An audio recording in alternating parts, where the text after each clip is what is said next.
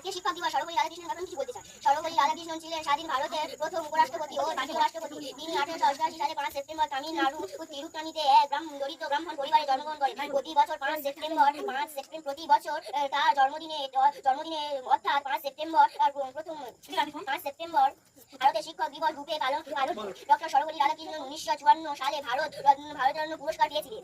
তার পরিবারের আর্থিক অবস্থা খুব একটা সচ্ছল ছিল না। তার বাবা স্বাধীন জমিদার বাড়িতে সফল বেতনের চাকরি করেন। 1952 সালে তিনি উপরাষ্ট্রপতি হন। 1962 সালে তিনি রাষ্ট্রপতি হন। রাধাকৃষ্ণন ছিলেন বিশ্বের সেরা এবং সব প্রভাবশালী বিংশ তুলনামূল ধর্ম ও দর্শনের পণ্ডিত একজন। তিনি তার বাবা সীতারামাইয়া এবং তার মা কুন্দাম্মা প্রধানত সর্বপল্লী গ্রামের বাসিন্দা।